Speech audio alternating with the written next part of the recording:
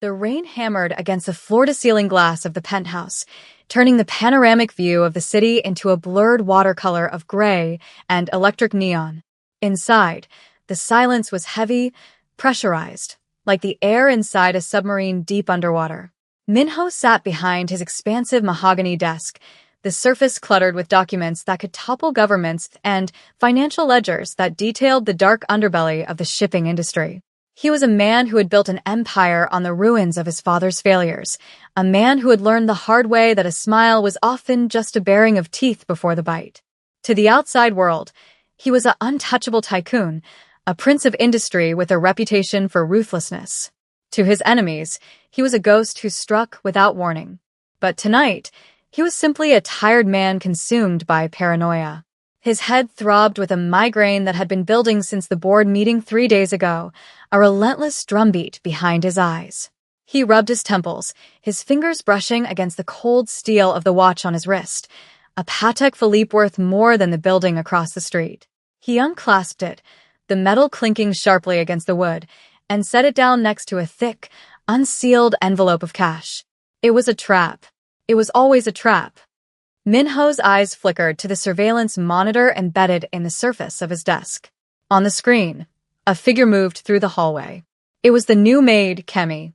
She had been with the household for 3 weeks, a placement from a high-end agency that swore by her discretion, yet Minho trusted no one.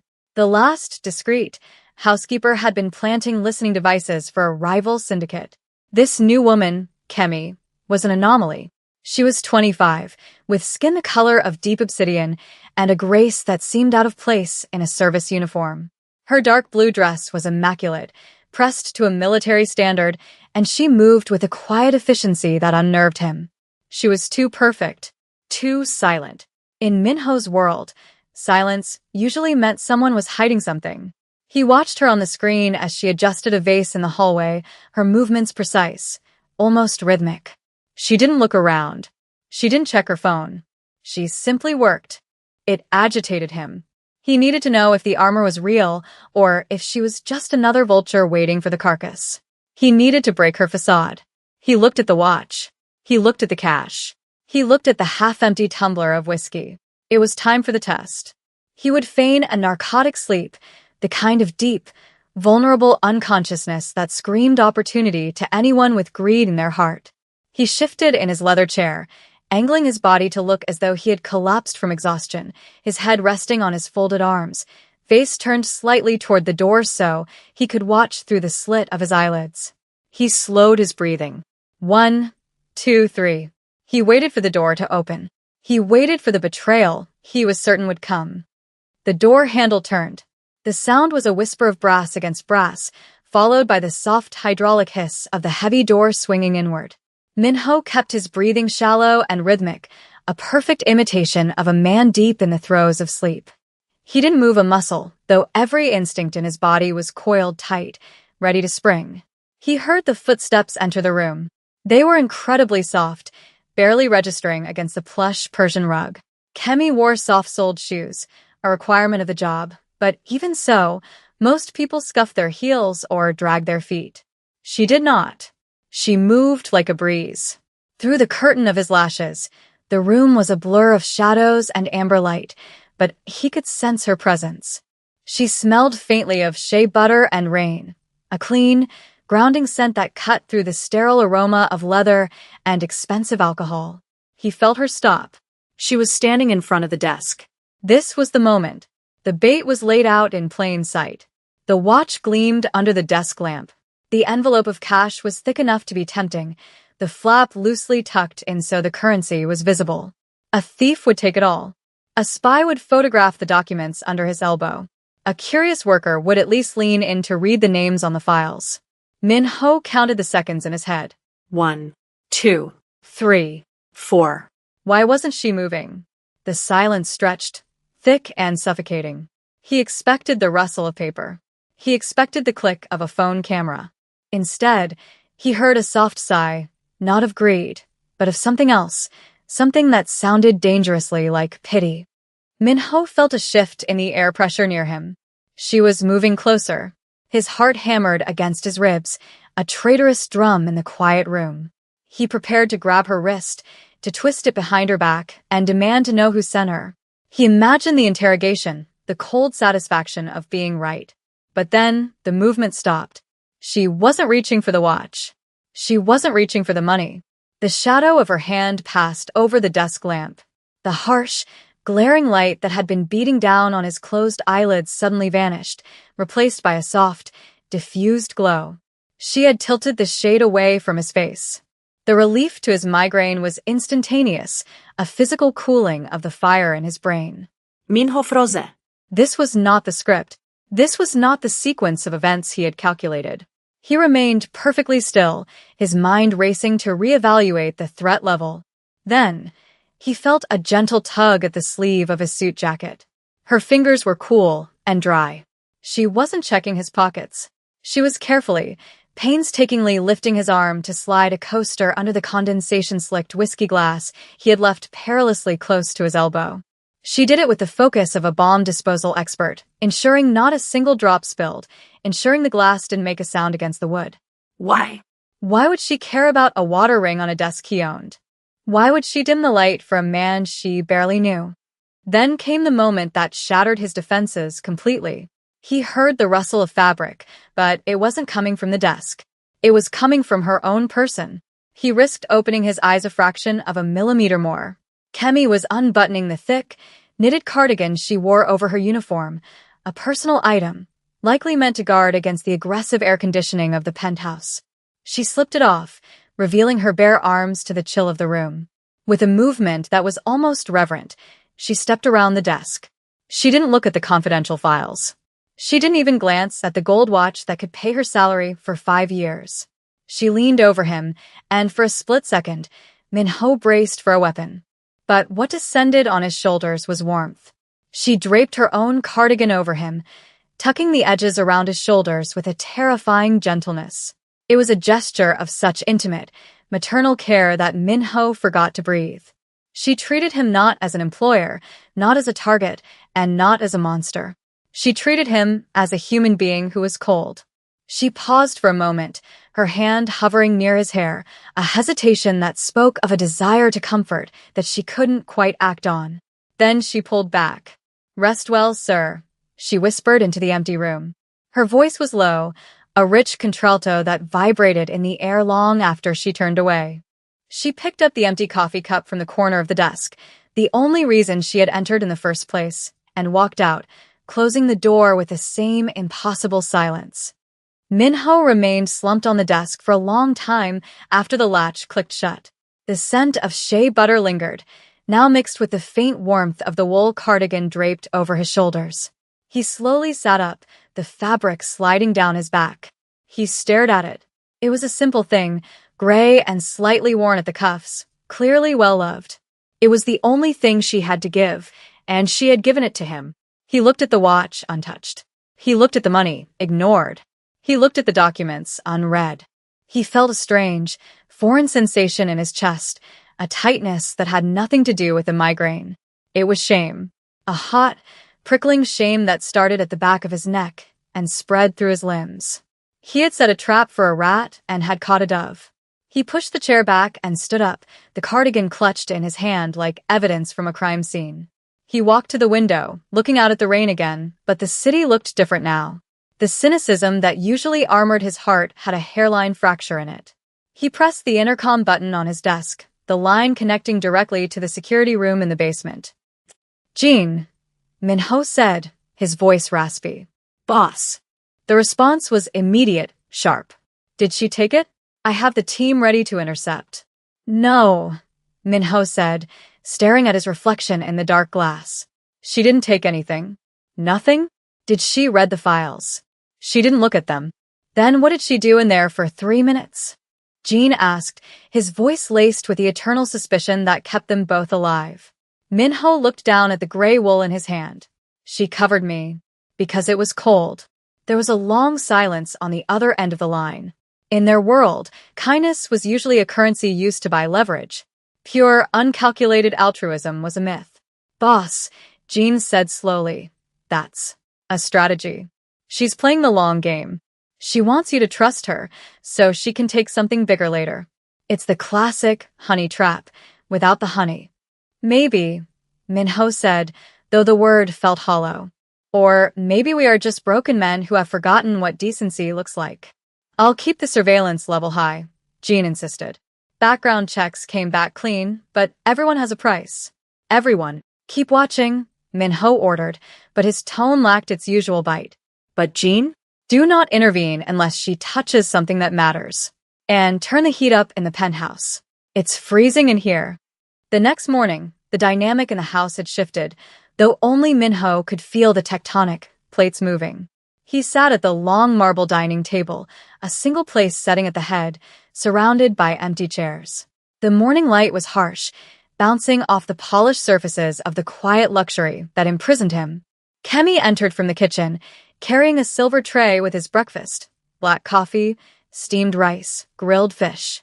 She wore the uniform, the same dark blue dress that made her blend into the shadows of the house, but she wasn't wearing her cardigan. She placed the tray down with precision, her eyes lowered out of respect. Minho watched her hands. They were steady, strong, hands that worked hard. He noticed a small band-aid on her pinky finger, likely a cut from chopping vegetables. "Good morning, sir," she said, stepping back to fade into the wall. Minho didn't pick up his chopsticks. "You forgot something," he said. The air in the room went still. This was usually how accusations began. Kemi blinked, her gaze darting to the tray. "I apologize, sir. Is the coffee not hot?" "I can." "Not the food," Minho interrupted. He reached onto the empty chair beside him and picked up the gray cardigan. He held it out to her. Kemi's eyes widened. For the first time, he saw her composure slip. A flush of embarrassment, or perhaps fear, darkened her cheeks. She stepped forward hesitantly. I thought you were asleep, sir." The room was cold. "I didn't mean to overstep." "You didn't," Minho said. He watched her take the sweater, her fingers brushing his for a fraction of a second. An electric shock, subtle but undeniable, traveled up his arm. "Thank you." The words felt heavy and awkward in his mouth, like a language he hadn't spoken in years. Kemi looked at him then, really looked at him, her dark eyes searching his face. She didn't smile. That would have been unprofessional, but her expression softened. "You're welcome, sir." "Kemi," he said, testing the name. "Yes, sir?" "Why didn't you take the watch?" The question slipped out before he could stop it. It was a mistake. It revealed he had been awake. It revealed the test. Kemi paused, clutching the cardigan to her chest. She didn't look shocked that he had been testing her. Perhaps she expected men like him to test everyone. She looked thoughtful. "My father used to have a watch like that," she said quietly. "He worked in a factory for 30 years to buy a knockoff version of it. He was proud of it because he earned it." She looked Minho dead in the eye, a breach of protocol that somehow felt like a privilege. "I don't touch things I haven't earned. And I don't take things from people who are sleeping. That isn't who I am." She turned and walked back toward the kitchen, her spine straight, her dignity filling the room more than his wealth ever could. Minho watched her go, the coffee getting cold in front of him. He realized then that Jean was wrong. She wasn't playing a game. She was simply playing by a set of rules that Minho had discarded long ago. And that made her the most dangerous person in his life, because she was the only one he couldn't predict. Over the next week, the penthouse became a stage for a silent, observational dance. Minho stopped leaving obvious traps. The piles of cash disappeared, the watches were locked away, not because he didn't trust her, but because he felt foolish insulting her integrity with them. Instead, he began to watch her for different reasons. He watched how she paused to look at the rain, how she carefully dusted the photographs of his parents without moving them an inch from their original spots. He noticed that she never took the leftover food that the staff was allowed to have. She brought her own lunch in a small plastic container. One afternoon, he found himself in the security room with Jean, staring at the wall of monitors. "She's eating rice and vegetables again," Jean muttered, zooming in on the camera feed of the staff break room. "We throw away steak and lobster every night. Why doesn't she take a plate? Everyone else does." "Pride," Minho said softly. "Or preference." "It's suspicious," Jean argued. "She's too clean. Nobody is this clean." I dug deeper into her file. She sends almost all her earnings back to a distinct account. An orphanage? A debt collector? It's hidden behind a few layers. Leave it, Minho ordered, surprising himself. It's her money. She earns it. Boss, if she's in debt, she's vulnerable.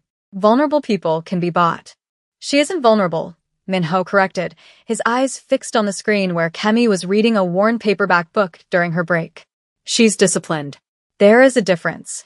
He left the security room and walked toward the library, knowing she would be cleaning there soon. He wanted to see her. He told himself it was to maintain the employer-employee rapport, to ensure the household ran smoothly. But he knew it was because the penthouse felt empty when she was in the room. He found her polishing the long oak table, the rhythmic swish of the cloth the only sound. "Do you like to read?" he asked from the doorway. Kemi jumped slightly, then turned and bowed. "Yes, sir. When I have time." Minho walked to the shelves and pulled down a first edition of a classic, a book worth thousands. He held it out. "You can borrow this, if you like." It was another test, but different this time. It wasn't a test of honesty. It was a test of trust. He was offering her something he valued, waiting to see if she would accept the connection. Kemi looked at the book, then at him. Her eyes were guarded. "I couldn't, sir. It looks expensive. If I damaged it." "It's a book," Minho said. "Books are meant to be read, not hoarded. Take it." She hesitated, then reached out. Her hands were rougher than his, the skin dry from cleaning detergents. As she took the book, she didn't just grab it. She cradled it. "Thank you, Minho SSI," she whispered, slipping into the Korean honorific naturally. It was the first time she had used his name. It sounded like a secret code between them. Minho felt a crack in the ice around his heart widen. He was in trouble. He was in deep, terrible trouble. Because for the first time in 10 years, he didn't want to be the boss who commanded the room. He wanted to be the man who deserved the blanket. The library became their sanctuary, a demilitarized zone in the silent war that Minho waged against the world. For weeks, the dynamic shifted with the subtlety of a glacier moving, imperceptible in the moment, but landscape-altering over time. Minho found himself returning home earlier, the neon allure of the city's nightlife losing its grip on him. He would find Kemi there, dusting the upper shelves or organizing the vast collection of vinyl records he rarely touched. She had finished the first book he lent her and had returned it with a small note tucked inside, written in elegant, looped cursive, thanking him for the escape it provided. He kept the note. It was currently sitting in the breast pocket of his tailored suit, resting against his heart like a talisman. One evening, the rain returned, lashing against the windows with renewed fury. Minho sat in his armchair, a glass of water replacing his usual whiskey, watching Kemi carefully polish the brass lamp near the window. The silence between them wasn't heavy anymore. It was companionable, a shared frequency that excluded the violence of his business and the hierarchy of his household. He noticed the way the lamp's light caught the high curve of her cheekbone and the steady, calm focus in her eyes. She was a woman who found dignity in labor, but Minho was beginning to see that her spirit was too vast for the uniform she wore. He cleared his throat, the sound startlingly loud. "What did you think of the ending?" he asked, referring to the novel. Kemi stopped her work, turning to him with that now familiar mixture of respect and guarded curiosity. "I thought it was sad, sir," she said softly. He waited too long to speak. By the time he was brave enough, the season had changed. Minho looked at her, really looked at her, and felt a phantom ache in his chest. "Cowardice comes in many forms," he replied, his voice low. "Sometimes silence is the greatest cowardice of all." Kemi held his gaze for a second longer than was proper. "And sometimes," she countered gently, "silence is the only shield we have." It was a moment of terrifying clarity for Minho. He realized he didn't just admire her integrity, he was captivated by her mind. He wanted to cross the room. He wanted to take the polishing cloth from her hand and tell her that she didn't have to shield herself from him. But the chasm of their stations was wide, and he was terrified that if he tried to build a bridge, he would only drag her down into his darkness. So he stayed in the chair, gripping the armrests, contenting himself with the sight of her, a beautiful, unreachable star in his orbit. The fragile peace of the penthouse was shattered on a Friday night, the night of the annual syndicate gala. It was an event Minho could not avoid, a display of power and alliances where attendance was mandatory for survival. The penthouse was transformed from a quiet sanctuary into a bustling stage for the city's elite. Waiters in white coats swarmed the floor, and a string quartet played in the corner, the music barely audible over the roar of conversation and the clinking of crystal. Kemi was assigned to the coat check and service support, keeping her on the periphery, which Minho had personally arranged to keep her away from the prying, predatory eyes of his associates. However, chaos has a way of finding the innocent. Among the guests was Chiron, the daughter of a rival shipping magnate, a woman whose beauty was as sharp and cold as a diamond, and who had long harbored a bitter resentment toward Minho for rejecting a marriage alliance years prior. She swept through the room in a gown that cost more than Kemi would earn in a lifetime, her eyes scanning for weaknesses. When the evening was winding down, and the air was thick with cigar smoke and fatigue, a shrill scream cut through the music. Chiron stood near the hallway, clutching her wrist, her face a mask of performative horror. "My bracelet," she shrieked, the room falling into a hush. "The emerald cuff. It's gone." Her eyes darted around the room before locking onto Kemi, who was quietly collecting empty glasses from a side table near where Chiron had been standing moments before. "You." Chiron pointed a manicured finger, the accusation flying like a dagger. "She was hovering around me all night. I felt her brush against me." The room turned. Dozens of eyes, cold and judgment-filled, landed on Kemi.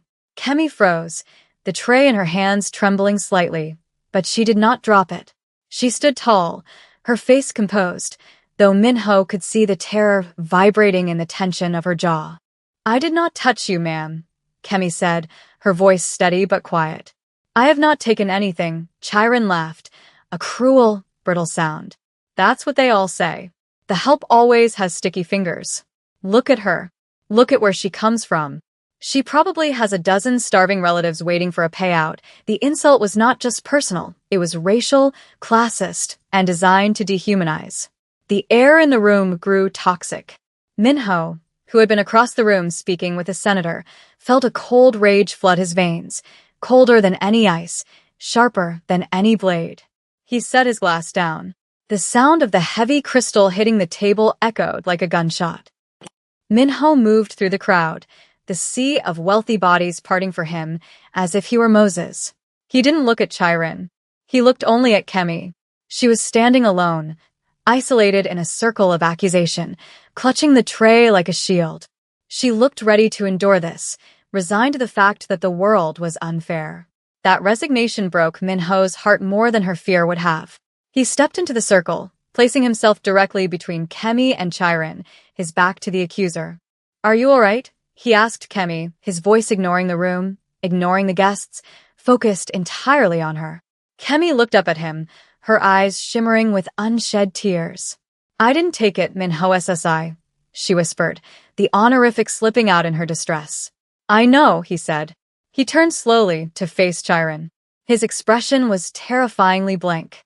"You are accusing a member of my household of theft," he stated, his voice devoid of inflection. "In my home." Without proof, Chiron faltered, sensing the danger radiating from him, but her pride pushed her forward. "The proof is that it's gone. Search her. If she has nothing to hide, let security strip search her right now." The crowd murmured in agreement, the bloodlust of the wealthy hungry for a spectacle. Jean, the head of security, stepped forward uncertainly, looking to Minho for a command.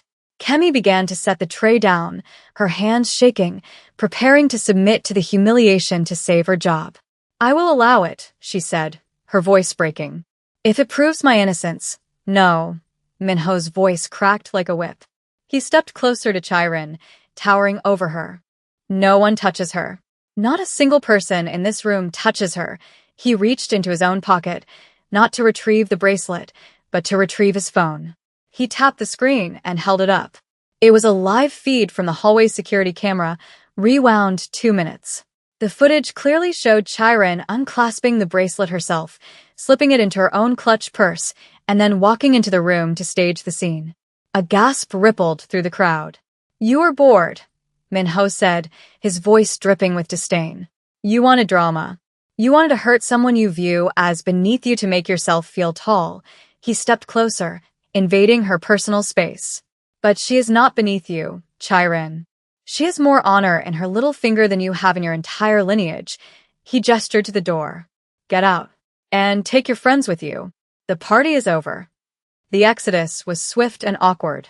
The guests, sensing the volatility of their host, scattered like roaches when the lights turn on. Within 20 minutes, the penthouse was silent again, save for the hum of the air conditioning and the distant city noise. The staff retreated to the kitchens, sensing this was a moment for the master of the house to handle alone. Min-ho found Kemi on the balcony, staring out at the skyline. The rain had stopped, leaving the air crisp and cold. She was hugging her arms, shivering, not from the temperature, but from the adrenaline crash. Min-ho walked out, taking off his suit jacket as he moved.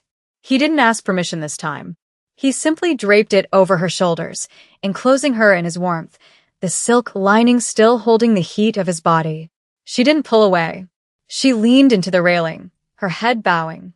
"Thank you," she whispered. "You didn't have to do that. You made enemies tonight." "I made the right enemies," Min-ho replied, standing beside her, close enough that their arms brushed. "I should have done it sooner." He turned to face her, his hand reaching out to hesitate near her elbow. "Kemi, why do you need the money? The agency said you send everything away. Is it debt?" Kemi looked at him, her defenses finally crumbling under the weight of his kindness. "My sister," she confessed, the words spilling out. "She is sick. Back home. The treatment is expensive. I am the only one who can work. That is why I can't lose this job. That is why I swallow my pride." She looked up at him, tears finally spilling over. "I am not a thief, Min-ho. I am just a sister who is afraid." Min-ho felt a crushing weight in his chest, a mixture of immense respect and a desire to burn down the world that had frightened her. He reached out, his thumb gently brushing the tear from her cheek. His skin was rough against hers, a contrast of textures that felt electric. "You are not a thief," he murmured. "You are the only honest thing in my life." He stepped closer, his body shielding her from the wind. "Your sister. She will be taken care of. Tonight. I will have Jean arrange the transfer. Not as a loan. Not as charity. But because you have saved me in ways you don't understand." The distance between them vanished in the days that followed, replaced by a quiet, burning intensity. It was a romance devoid of grand, sweeping physical gestures, but saturated with emotional intimacy. Min-ho no longer ate alone. He insisted she sit with him for tea in the afternoons, under the guise of discussing household matters that quickly turned into discussions about philosophy, childhood, and dreams. He learned she wanted to be an architect, that she looked at buildings and saw the bones of them, the way they held people. He saw the sketches in her notebook, complex and beautiful structures that proved her genius was being wasted on polishing his floors. The tension in the house wasn't fear anymore. It was the magnetic pull of two people who desperately wanted to be together, but were bound by professional lines. One evening in the library, Min-ho broke the line. He placed a document on the table in front of her. It wasn't a contract for cleaning. It was an admission letter to the most prestigious architecture program in the city, fully paid, with a stipend that covered her living expenses and her sister's medical bills. Kemi stared at the paper, her hands covering her mouth. "I can't accept this," she gasped. "This is too much. I can't be bought." "It is not a purchase," Min-ho said, his voice fierce. He walked around the desk and stood before her, taking her hands in his. It was the boldest he had ever been. He held her calloused fingers in his smooth palms, a union of two different worlds. "I am not paying you to stay, Kemi. I am paying for you to leave." She looked up, confused and hurt. "You want me to leave?" "I want you to be free," he corrected, his voice cracking with the effort of letting her go. "I cannot keep you here, serving me, wearing that uniform, while I know what is in your mind. It is a crime against who you are. Go. Learn. Build your skyscrapers." He squeezed her hands. "And when you are standing on your own feet, when you are my equal in the eyes of this stupid, blind world, then come back. If you want it." Kemi looked at him, the tears flowing freely now. She understood. He was breaking his own heart to ensure she didn't have to break hers to be with him.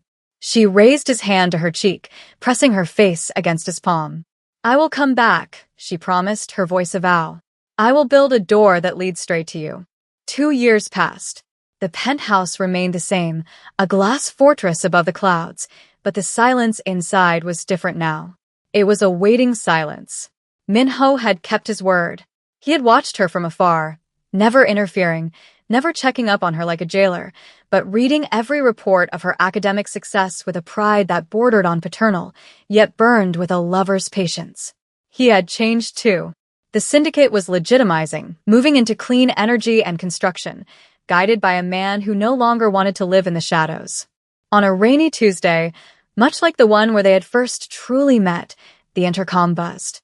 "Guest in the lobby, sir." Jin's voice came through, sounding amused. "Says she has an appointment," Minho frowned. "I have no appointments. I think you'll want to take this one." Minho stood up, his heart doing a strange, forgotten flutter in his chest. He walked to the elevator doors, which opened directly into the penthouse. He smoothed his suit jacket, checking his reflection. He looked older, tired, but softer. The bell dinged. The doors slid open. Kemi stood there. She was not wearing the dark blue uniform. She was wearing a structured cream coat, elegant and professional, holding a portfolio case. Her hair was styled differently, commanding and chic. She looked like a woman who owned the room. But when she saw him, the professional mask slipped, and the warmth of the girl who had covered him with a cardigan flooded her face. She stepped into the room, the click of her heels sharp and confident. She stopped exactly where she had stood that first night, in front of his desk. She didn't say a word. She simply reached into her bag and pulled out a small box. She placed it on the desk. Inside was a watch, simple, elegant, bought with her own money. "I earned it," she said, her smile breaking like sunrise. "And I thought you might be cold," Minho laughed, a sound that released 2 years of held breath. He walked around the desk, ignoring the watch, ignoring the space, and stopped inches from her. He didn't touch her, not yet. He just breathed her in shea butter and rain. And now, success. "Welcome home, Kemi," he whispered. She closed the gap, resting her forehead against his, her hands coming up to grip the lapels of his jacket. "I told you," she murmured, her eyes closing as his arms finally wrapped around her waist to pull her in. "I don't break my promises." Outside, the rain washed the city clean, but inside, there was only warmth.